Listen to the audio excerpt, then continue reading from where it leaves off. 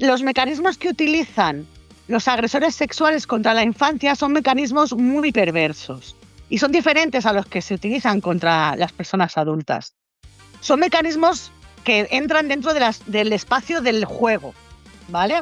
Vamos a hacer algo que es divertido, este es un secreto entre tú y yo, no se lo cuentes a nadie. ¿Nunca se ha utilizado ese síndrome contra un padre, acusándolo de alienación? Se aplica contra las madres de forma muy mayoritaria. ¿Basado en qué? Pues en que las mujeres son vengativas, que se quieren supuestamente vengar y que quieren conseguir algún tipo de beneficio con estas denuncias, ¿no?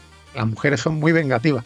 Hace poco en el juez Mamá Menchimol ha sido bastante explícito con esto, ¿no? La violencia sexual contra la infancia es el crimen perfecto, porque no deja huella. No deja huella, o no deja huella aparente, que sí que deja huella. Deja una huella psicológica muy fuerte.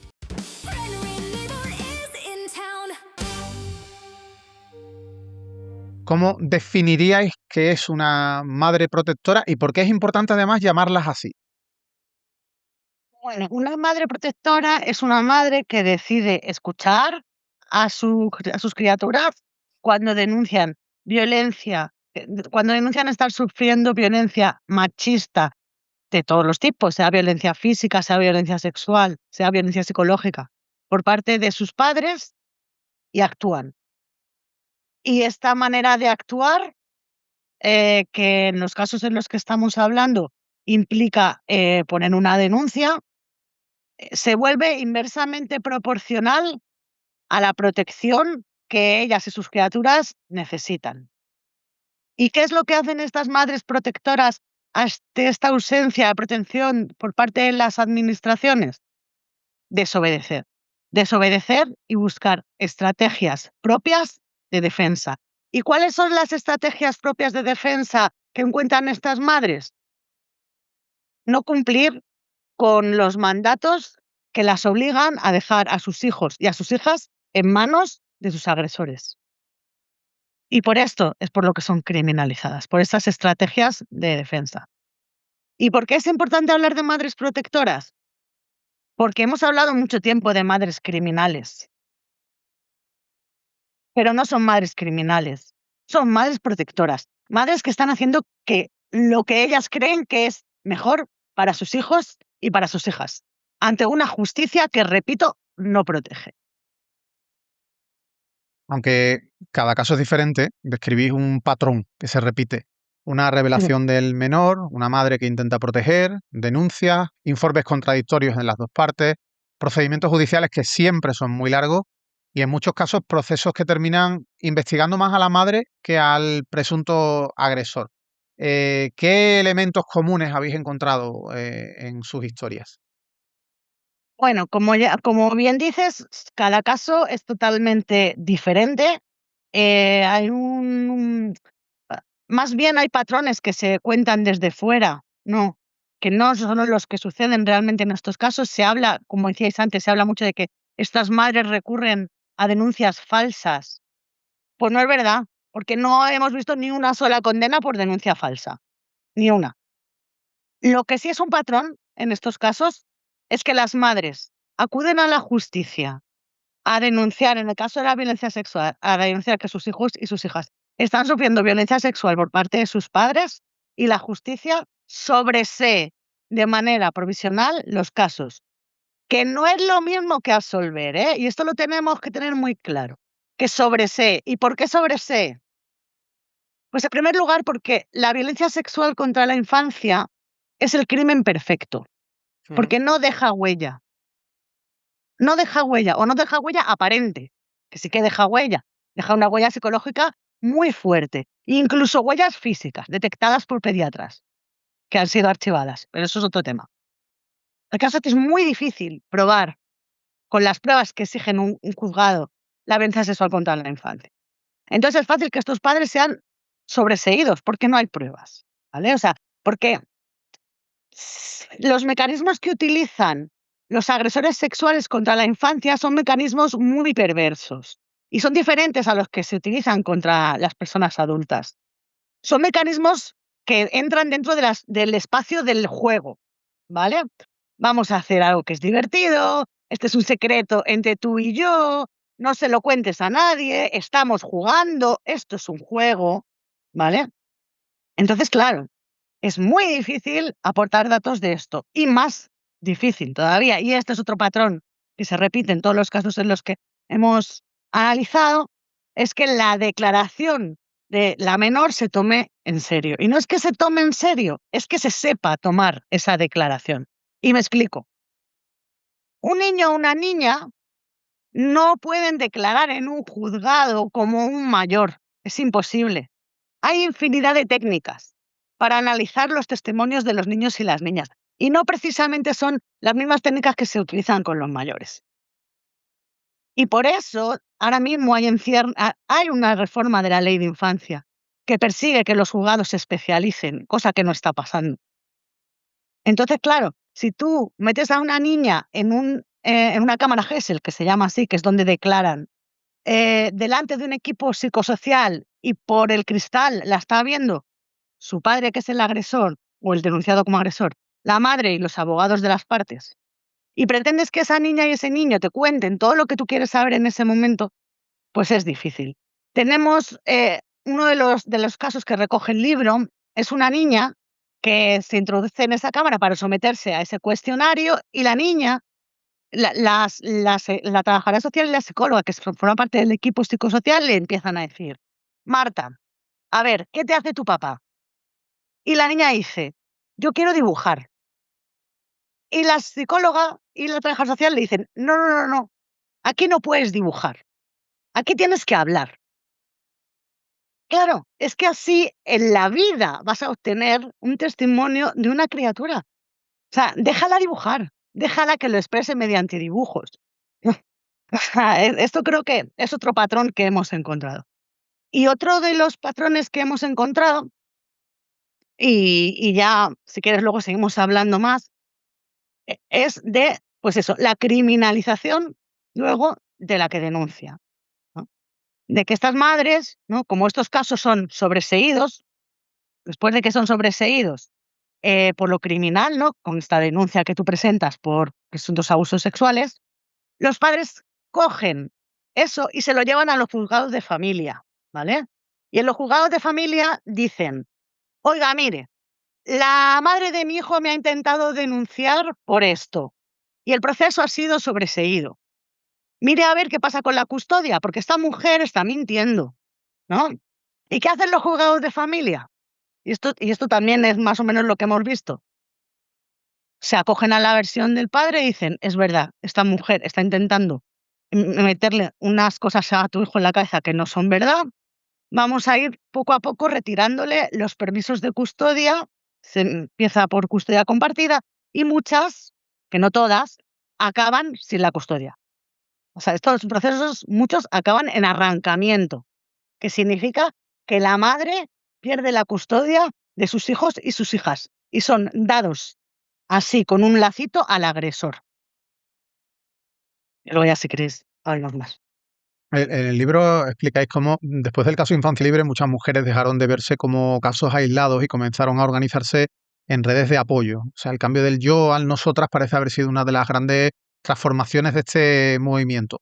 Hoy, ¿cómo se organizan estas madres protectoras que son víctimas y que necesitan buscar apoyo para poder defenderse, para poder batallar en los tribunales y, bueno, a todos los niveles realmente? Y luego, ¿qué papel juega el apoyo colectivo y las formas de apoyo colectivo que existen frente a, digamos, la soledad institucional que pueden sentir estas madres?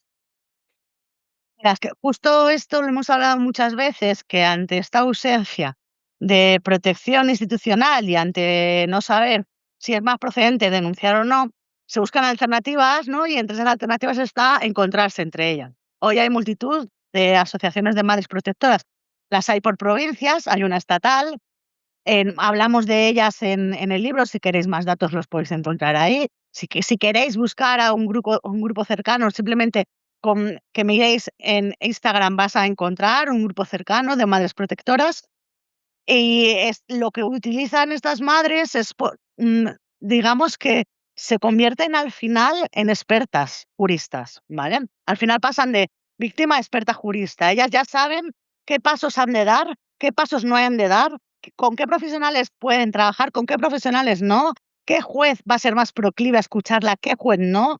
Incluso se juntan para hacer campañas para presionar contra ciertos jueces y ciertas juezas, que ya ha sucedido, ¿no? Señalando directamente a las juezas o los jueces que están emitiendo esas resoluciones tan dañinas para su futuro. Hay un gran muro contra el que muchas veces chocan las víctimas de estas violencias y sus madres, que asisten impotentes ante una violencia institucional y un sistema judicial al que le falta mucho para aprender, y no solamente recursos. Patricia, en varios capítulos describís una tensión constante entre el derecho de protección de la infancia y el funcionamiento de los procedimientos de familia. Planteáis que con frecuencia el centro del caso termina siendo el conflicto entre progenitores y no en sí las revelaciones del menor sobre lo que ha padecido. ¿Por qué el sistema judicial tiende a no creer a la infancia ni a las madres? Yo diría que a las madres no se las cree, pero a los niños es que ni siquiera se les escucha. Y además yo no sé si cuando se les escucha luego, ¿no? Si luego sería peor. Hace unos días saqué un reportaje donde yo mencionaba un estudio del Instituto Balear de la Dona que decía no era sobre violencia hacia niños y niñas, era sobre violencia sexual. Y decía que cuando se contraponía el testimonio del agresor y de la víctima, lo más frecuente era la absolución. Entonces, bueno, no sabemos este dato en concreto aplicado a violencia sexual contra la infancia cómo sería, pero sí tenemos esa pista, ¿no? Entonces, a las madres no se las cree, a los niños no se les escucha. Estos días hemos hecho una presentación del libro con Violeta Siego, que ella es expertísima en derechos de la infancia, y yo me quedo con una cosa que dijo, que es que decía que en el momento en el que cuando se hable de una custodia o de una violencia se ponga al niño en el centro y no al padre, ni a la madre, ni al conflicto que pueda o no existir entre ellos, a lo mejor avanzamos en alguna dirección que sea un poco mejor para los derechos de ese niño o de esa niña, ¿no? Pero bueno, en los juzgados y en aplicación de este llamado síndrome de alienación parental, falso síndrome de alienación parental, lo que vemos es una dificultad muy grande de las mujeres para ser creídas. ¿Y cómo se usa ese síndrome fake en los juzgados? Bueno, el síndrome de alienación parental, su inventor lo describió como un conjunto de síntomas que se podían detectar cuando un progenitor manipulaba a un niño o niña para ponerlo en contra del otro progenitor. Claro, esto definido en abstracto luego no es tan abstracto porque en la práctica se aplica contra las madres. Las que manipulan son las madres, los que denuncian esa manipulación son los padres. Porque, Esta perdona, nunca se ha utilizado ese síndrome contra un padre, acusándolo de alienación. Minoritariamente, además es que hay un estudio, tiene ya unos añitos, pero hay un estudio de una asociación de abogadas, creo recordar que de Asturias, no sé, de alguna comunidad autónoma del norte, que efectivamente analiza diferentes sentencias donde aparecen estos conceptos y ampliamente una mayoría son contra mujeres. Esto, jo, es que tiene unos años ya, estaría muy bien conocerlo, o Ajá. sea, renovar este estudio, pero sí, se aplica contra las madres de forma muy mayoritaria. ¿Basado en qué? Pues en que las mujeres son vengativas, que se quieren supuestamente vengar y que quieren conseguir algún tipo de beneficio, con estas denuncias, ¿no? Las mujeres son muy vengativas. Bueno, hace poco en el juez Mamá Menchimol ha sido bastante explícito con esto, ¿no? Esta intervención suya en una formación para abogados donde directamente él habla de estos prejuicios, un juez que está en un juzgado de violencia de género, que no está en un juzgado de familia, eh, bueno, un experto, ¿no? Un juez especializado, le hemos visto hace muy poco decir cosas en este sentido. O sea, es que yo parto de que todos somos manipulables y un menor más todavía. Evidentemente, una madre puede manipular a un niño y un padre puede manipular a un niño. Lo que ocurre es que con el síndrome de alienación parental se crean como una especie de estereotipos de funcionamiento de la manipulación y de que solo las madres son capaces de hacerlo, como si tuvieran unos poderes especiales o una malicia implícita al género. Y realmente es un poco alucinante que haya jueces que lleguen a tragarse eso o fiscales, ¿no? Bueno, yo no sé si los niños son tan manipulables. Yo siempre digo que igual podía haberlo dicho antes de ser madre, pero que a mí convencer a mi hijo o a mi hija de que se ponga una camiseta me puede costar un esfuerzo muy grande. Entonces, la idea de que se pueden implantar pensamientos en un niño o una niña me parece algo descabellada y desde luego, si se pueden implantar pensamientos y creencias, no creo que sea nada fácil, ¿no? Sí, lo que pasa es que quizás aquí no se trata de implantar pensamientos, sino de implantar hechos, ¿no? Hacer creer a un niño que una persona, un padre, una madre, le ha hecho determinadas cosas. Eso yo creo que es lo complicado. Convencer a un niño de que ha ocurrido algo con él que en realidad no ha ocurrido y él no ha presenciado. Otra cosa es hacer creer a un niño que una persona es mala, que una persona hace tal o cual cosa sin que el niño sea testigo. Posiblemente al final el niño se da cuenta de cuál es la realidad, ¿no? Pero por eso te decía que todos somos manipulables, a todos nos pueden acabar convenciendo de que la extrema derecha es buena para el país y de que los inmigrantes vienen a robarnos, ¿no? Hay mucha gente a la que la han convencido de eso. Otra cosa es que la haya visto de forma generalizada, pero llegar a utilizar teorías pseudocientíficas para llegar a un fiscal y a un juez y que se traguen esos argumentos sin ningún tipo de prueba es lo que me escandaliza y asusta, ¿no? Yo creo que asustará a tantas y tantas personas, sobre todo a tantas madres, de que se puedan encontrar en los tribunales de justicia no ya con la dificultad de demostrar agresiones sexuales, malos tratos, igual que es difícil demostrar una estafa o un delito de alzamiento de bienes, es complicado siempre demostrar delitos en los juzgados, pero que haya quien se pueda encontrar con que te criminalicen a ti por denunciar, hombre, da miedo que eso pueda ocurrir por, no sé si falta de formación de ciertos jueces y fiscales, por una determinada tendenciosidad política. Bueno, aquí nosotras siempre decimos que hay una figura sagrada en este país y en muchos otros, especialmente los de adscripción católica, que es la figura del pater familias. Entonces, esto es muy difícil tocar esa idea, ¿no? De que sobre ese buen padre se sostiene ya no la familia, sino como todo un sistema social. O sea, hablar de violencia sexual contra la infancia intrafamiliar es tocar las bases de nuestro sistema familiar, de nuestro sistema político, de nuestras creencias, incluso aunque no seamos religiosos, ¿no? Ujú. Y bueno, y al final, ¿qué efecto tiene en la vida de un niño vivir no solamente agresiones sexuales o malos tratos en general, sino una batalla judicial relacionada con, unos pueden pensar que es meramente por la custodia y otros pueden pensar sencillamente que se trata de proteger la vida del niño? Bueno, pues aquí te voy a dar una imagen que utilizo en el libro. Imagínate un niño que sale del colegio, que cuando ve que se tiene que ir con su padre, se engancha a la valla del colegio y se agarra fuerte, se agarra con un paraguas que él lleva, lo engancha ¿no? El asa y tienen que tirar de él y tienen hasta que intervenir otras personas y llamar a la policía para irse con su padre. Las consecuencias a largo plazo y en la salud de estos niños, pues me imagino que veremos estudios dentro de unos años eh, ya centrados en los arrancamientos, ¿no? Pero bueno, creo que es de prever que una situación como la de obligar a un niño a abandonar su figura de apego principal, su figura de referencia, la figura que ha sido cuidadora, para irse de forma obligada a otra casa. Hemos visto muchos casos de compadres que no habían ejercido ese cuidado antes, pues, creo que sin duda a nivel de salud, tiene que ser muy, muy duro. Oye, ¿qué papel han jugado y qué de bueno han traído o qué cosas les faltan o qué de malo han traído? Si es el caso, las leyes más recientes, la Ley de Protección Integral a la Infancia y la Adolescencia frente a la violencia, la ley del solo sí es sí.